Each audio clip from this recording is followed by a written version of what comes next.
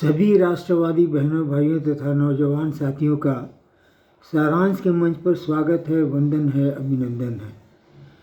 दोस्तों, आपसे गुजारिश होगी कि मेहरबानी करके इस चैनल को सब्सक्राइब ज़रूर कर लीजिएगा तथा इस वीडियो को लाइक करना और शेयर करना हरगिज़ मत भूलिएगा। इसके लिए हम आपके आभारी रहेंगे। जय श्री राम। दोस्तों, लॉर्ड मैकाले के बारे में आप जानते होंगे, उन्हें आपने पढ़ा होगा। वो एक ऐसे अंग्रेज़ थे जिन्होंने इस देश के निवासियों को गुलामी की जंजीर में बड़े लंबे समय तक के लिए और बड़ा कठोर बंधन डालने का उसने एक उपक्रम किया और एक शिक्षा पद्धति बनाई जिसे मैकाले सिस्टम ऑफ एजुकेशन कहा जाता है। दोस्तों, अगर किसी को मैकाले के सपनों का भारत देखना हो तो उसे आज का भारत देखना चाहिए। मैकाले ने जो कुछ भी डिज़ाइन किया, जो कुछ भी प्रमोट किया, जो भी आदेश लागू किए, जो भी सारा उपक्रम किया, उससे जिस तरह के भारत की कल्पना वो करते होंगे वो आज का भारत है।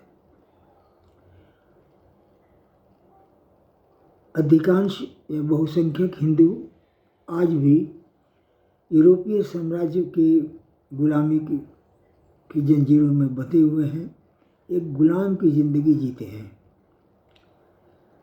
मेरा ऐसा कहने का मेरा आधार ये है कि जो व्यक्ति अपनी जड़ों से, अपने धर्म, अपनी सभ्यता और संस्कृति तथा मातृभूमि से, अपने मूल्यों से जितना ही दूर है, जितनी ही अधिक दूरी पर है, वह व्यक्ति उतना ही अधिक गुलाम होता है। और आज के ये गुलाम हिंदू धर्म के बारे में न कुछ जानते हैं, न कुछ जानना चाहते हैं। इन लोगों को यह भी नहीं पता होगा कि इनका हिंदुओं का कैलेंडर जो है उसके हिसाब से, जिसे पंचांग कहते हैं, और उसके हिसाब से नए वर्ष का पहला दिन कौन सा होता है, किस दिन होता है, यह नहीं मालूम। लेकिन दोस्तों, विषय ये है कि लॉर्ड मैकाले को तथा अंग्रेजी हुकूमत को इस देश को छोड़कर गए हुए काफ़ी अरसा गुजर गया। लगभग 75 वर्षों से भी अधिक का समय गुजर गया। लेकिन आज भी यही स्थिति क्यों है? आज भी मैकाले का प्रभाव क्यों है भला?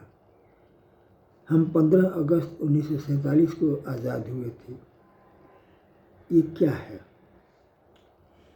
दोस्तों, इन सवालों के जवाब ढूंढने के लिए आपको यह जानना होगा कि आज़ादी के क्रम में, स्वतंत्र होने के क्रम में इस देश में दो बड़ी दुर्घटनाएं हुई और जिनका प्रभाव यह देश आज तक भुगत रहा है और जाने कब तक भुगतेगा। ये दोनों दुर्घटनाएं हैं, पहला तो ये कि प्रधानमंत्री की कुर्सी पर कब्जा कर लिया गया, और दूसरा ये कि इस देश को धर्मनिरपेक्ष बना दिया गया। प्रधानमंत्री के पद की बात आई करते हैं, उस समय लोकतांत्रिक विधि से कांग्रेस की स्टेट वर्किंग कमेटी से चुनाव करा करके फिर सुझाव मांगे गए थे कि किसे उस समय जो अध्यक्ष होता उस पार्टी का, कांग्रेस का, वही इंटरिम प्राइम मिनिस्टर भी होता और वही स्वतंत्र भारत का पहला प्रधानमंत्री भी होना था। तो इसके लिए चुनाव करा करके सुझाव मांगे गए, नाम लिख करके। तो जो कुल 15 प्रोविंसेस हैं, उनसे जो कुछ भी आया उसमें बहुमत के आधार पर काफ़ी भारी मतों से सरदार वल्लभ भाई पटेल चुने गए और नेहरू भी वहीं बैठे थे। नेहरू को कोई भी वोट, एक भी वोट नहीं मिला। जाहिर है वो गुस्सा के वहाँ से चल दिए। और पता नहीं रात भर में क्या हुआ, किस अज्ञात शक्ति ने गांधी जी को इतना दबाव डाला कि उन्होंने पटेल साहब से इस्तीफ़ा ले लिया और जाहिर है नेहरू जी प्रधानमंत्री की कुर्सी पर काबिज हो गए। दूसरी दुर्घटना यह है दोस्तों कि इस देश के टुकड़े हुए थे धर्म के आधार पर। मुसलमानों का बहुत साफ कहना था कि हम हिंदुओं के साथ नहीं रह सकते हैं, दोनों दो कौम हैं, दो मुल्क हैं, दोनों अलग हैं। चलिए भाई, इस बात पर भी देश भारत का माने टुकड़े हुए, दो देश बने, तो एक टुकड़ा जब पाकिस्तान बना तो दूसरा टुकड़ा बाय डिफ़ॉल्ट हिंदुस्तान होना चाहिए था, नहीं बना। इसकी वजह ये भी रही कि कुछ थोड़े मोड़े मुसलमान जो थे वो पाकिस्तान नहीं गए, वो यहीं रह गए और उन्हें यहाँ बसाने में नेहरू जी और गांधी जी का बहुत ही महत्वपूर्ण सहयोग था, हाथ था। यह बात किसी ने सरकार को याद नहीं दिलाई और सरकार से पूछी नहीं कि ये जो अभी विभाजन हुआ है ये तब हुआ जब मुस्लिम कम्युनिटी 25% तक पहुंच गई थी जनसंख्या उनकी, तो वो देश लेकर के अलग बढ़ गई।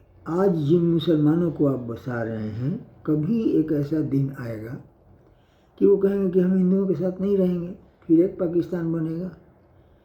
ये कौन सा टाइम बम लगा रहे हैं इसकी जड़ों में, इस देश की जड़ों में? खैर किसी ने नहीं पूछा। तो भी फिर इस तरह से भी देखा जाए तो इस देश की बहुसंख्यक आबादी हिंदू थे। कुल जमा 92% जनसंख्या थी हिंदुओं की और इस मायने में भी इस देश को बाय डिफ़ॉल्ट हिंदू होना था। लेकिन नेहरू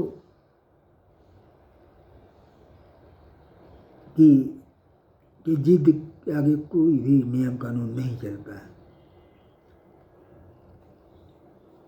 और ये देश धर्मनिरपेक्ष घोषित हो गया। बट सवाल ये है कि सरकारें भले ही धर्मनिरपेक्ष हो सकती हैं, लोग तो हमेशा मजहबी होते हैं। चलिए, ये देश जो है सेकुलर घोषित हो गया, लेकिन इसका संविधान भी बना, उसकी भी व्यवस्था कुछ ऐसी ही है जिसमें अल्पसंख्यक की कोई परिभाषा नहीं बताई गई है। अल्पसंख्यक के बारे में, अल्पसंख्यक कौन है, क्या है, इसके बारे में कुछ भी नहीं बताया गया है। हाँ, अल्पसंख्यकों को दी जाने वाली सुविधाएं, सहायता सरकार की तरफ से, ये सब कुछ का विवरण मिलेगा आपको। तो कुल मिलाकर के पूरी दुनिया में ये देश अजूबा सेकुलर कंट्री है जिसमें कोई कम्युनिटी प्रिविलेज कम्युनिटी भी है और बाकी सब धर्मनिरपेक्ष। दोस्तों, इसका अर्थ क्या होता है, इसका प्रभाव क्या होता है? पहली बात तो जान लीजिए कि प्रिविलेज कम्युनिटी ईसाई और मुस्लिम थे।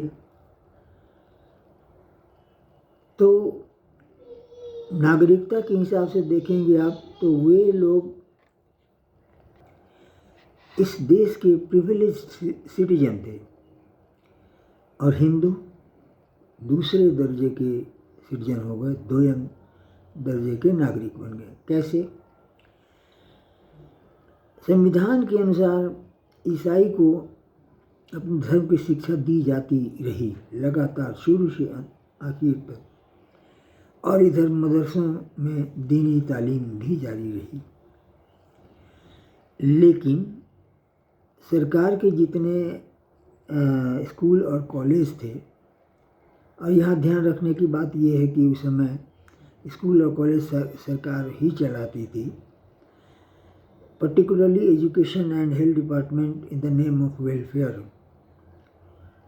गवर्नमेंट चलाती थी। तो इसमें जो पढ़ने वाले लोग थे उन्हें किसी भी स्तर पर धर्म की कोई जानकारी, कोई शिक्षा नहीं दी जा रही थी।